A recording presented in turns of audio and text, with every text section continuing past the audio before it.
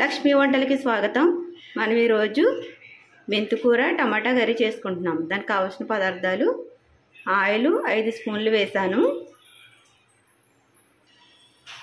జీలకర్ర, ఉల్లిపాయలు,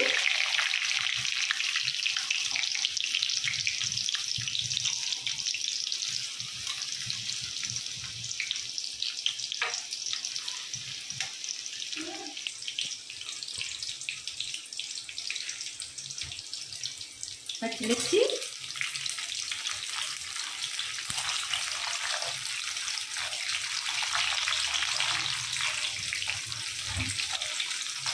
ఒకటి,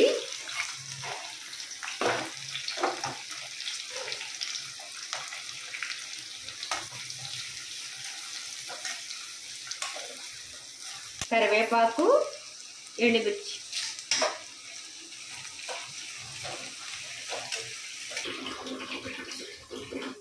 రెండు టమాటాలు,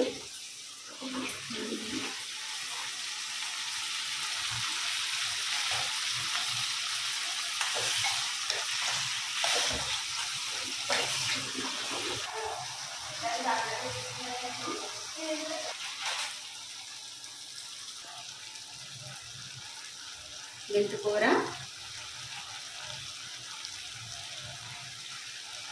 చిన్న చిన్న ముక్కలుగా కోసుకుని శుభ్రంగా కడుక్కోవాలి.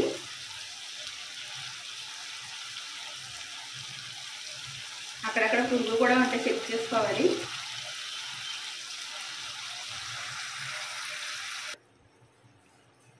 జీలకర్ర పొడి 1/2 టీ స్పూన్. ముందుగా మనం జీలకర్ర వేసాం కదా. ధనియా పౌడర్ 1 స్పూను,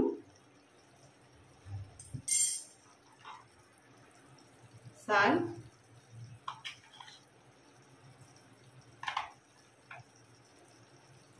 పసుపు 1/2 టీ స్పూన్, కొద్దిగా కారం. కారం చూసి వేసుకోండి, ఎందుకంటే పచ్చిమిర్చి వేసాను కదా.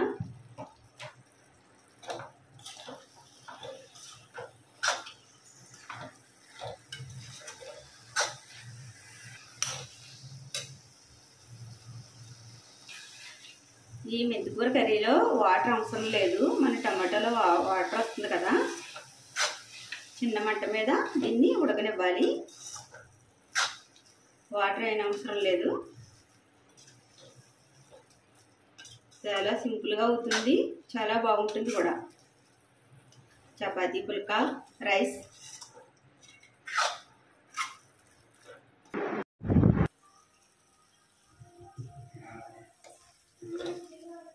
చూసారా ఎలా ఉడుకుతుందో?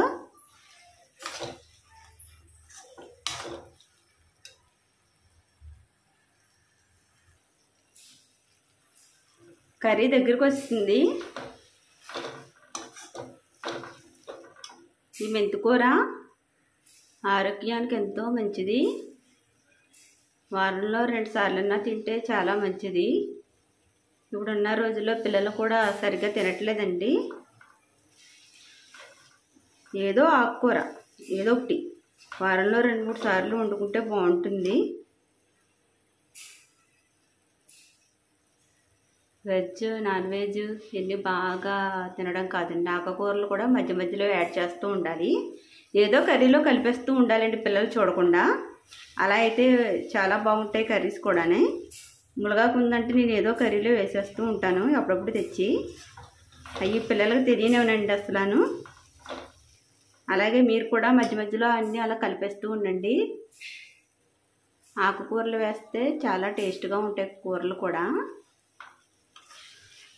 కస్తూరి మెంతి ఎలా వేసుకుంటాం మనం, అలాగే ఇది కూడాని. మనకేం పోయినవి ఏం తెలియదు పిల్లలకి. అయ్యని ఆకుకూరలు పెడుతూ ఉండండి అందరూ కూడా. కర్రీ అయితే అయిపోయింది. ఎంతో గుమగుమలాడే మెంతికూర టమాటా కర్రీ రెడీ.